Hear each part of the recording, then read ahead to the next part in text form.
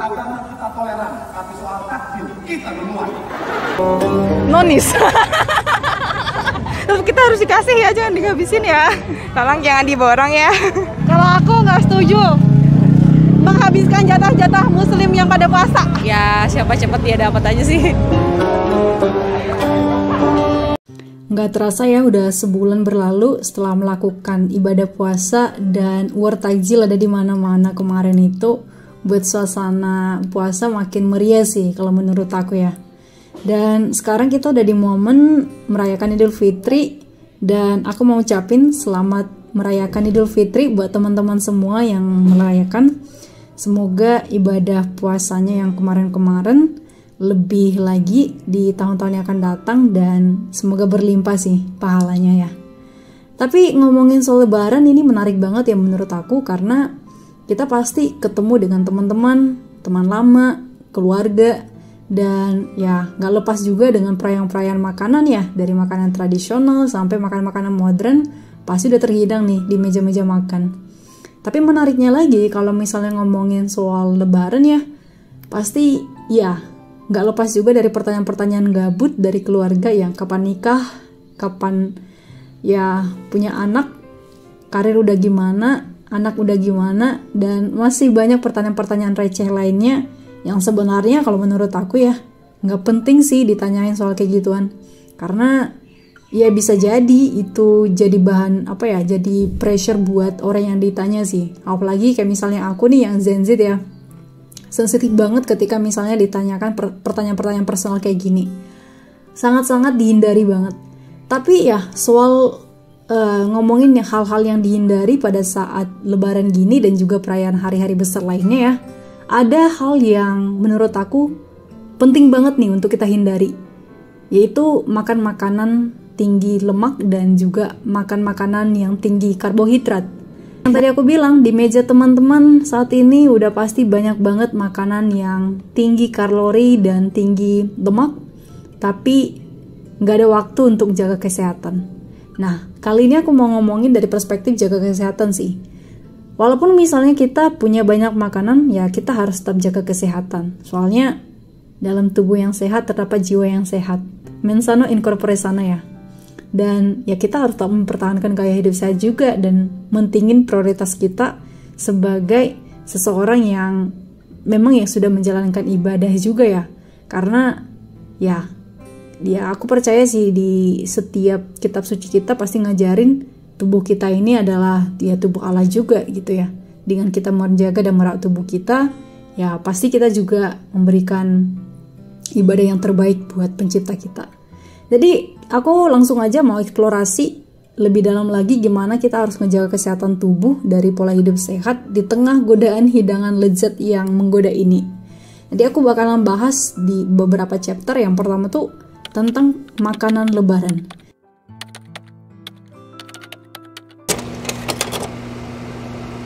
Jadi merayakan lebaran seringkali diiringi oleh kehadiran hidangan lezat yang kaya akan lemak dan karbohidrat.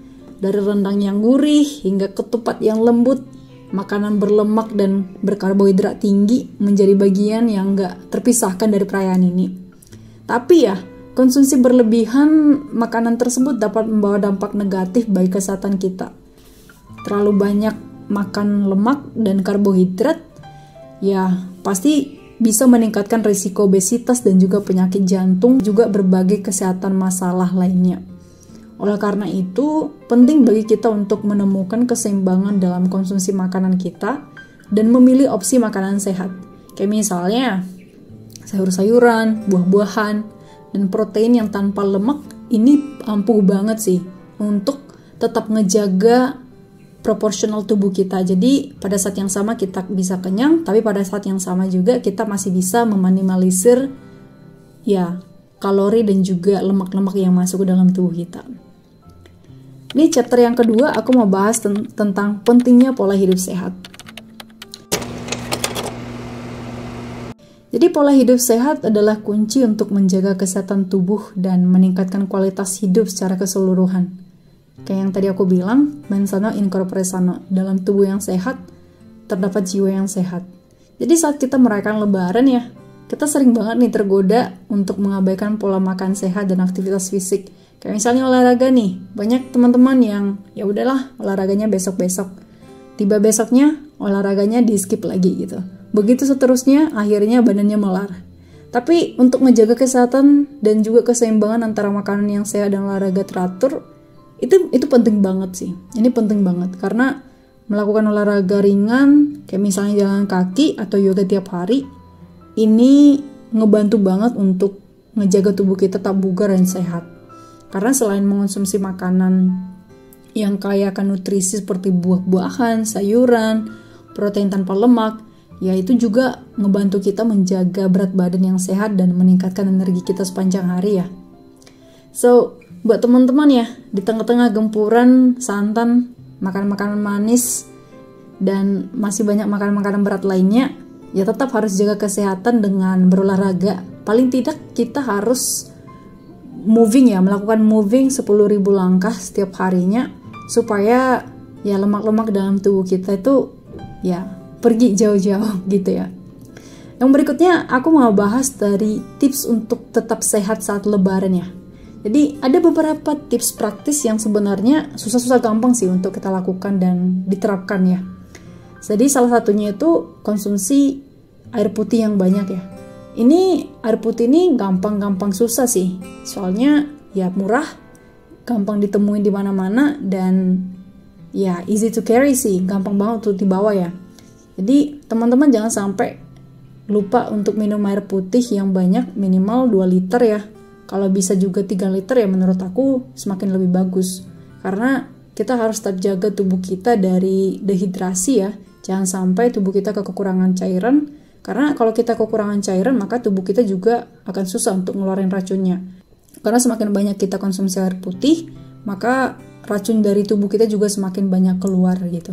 Di selain membatasi konsumsi makanan berlemak dan berkarbohidrat tinggi, alternatif lain yang bisa teman-teman pilih adalah konsumsi buah-buahan dan sayuran sih. Kalau memungkinkan juga, coba deh teman-teman untuk berbagi dengan teman-teman dan juga keluarga, sehingga kita tidak terlalu banyak mengonsumsi makanan berat dan juga ya makan makanan berlemak tinggi itu pada waktu yang sama ya. Jadi pada saat yang sama teman-teman melakukan 2 ibadah sekaligus. Yang pertama menjaga tubuh sehat, yang kedua teman-teman berbagi, ya pahalanya makin double-double sih. Nah yang ketiga ini menarik banget ya, karena sekarang ini di Indonesia banyak banget produk-produk yang baru muncul dan ya mereka itu mempromosikan bahwasanya itu ampuh banget untuk nurunin berat badannya.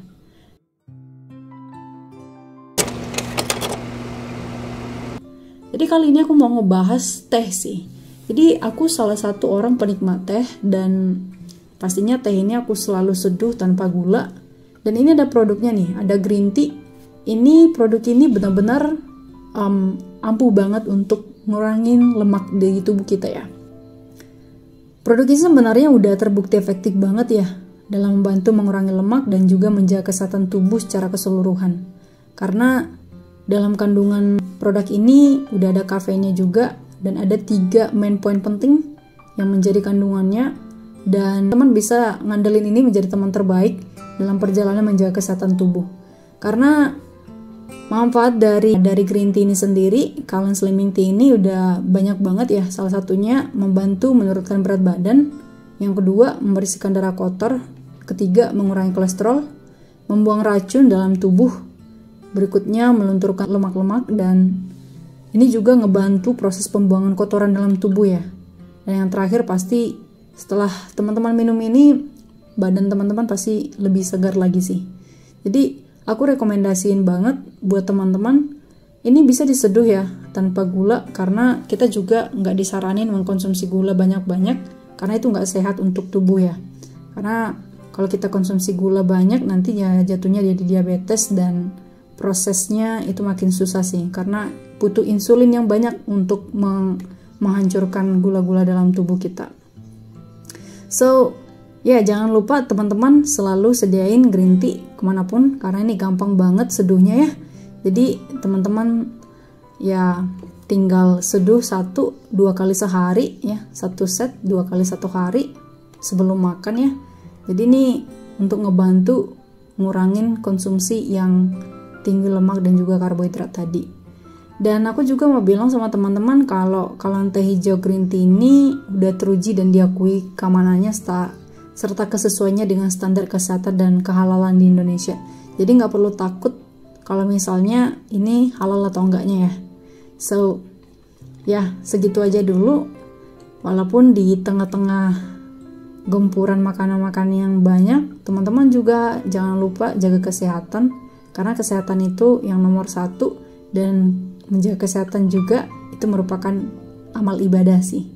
Dan penting juga teman-teman menjaga kebahagiaan hati ya, dari pikiran, jiwa, dan semuanya supaya tetap menjadi pribadi yang berbahagia.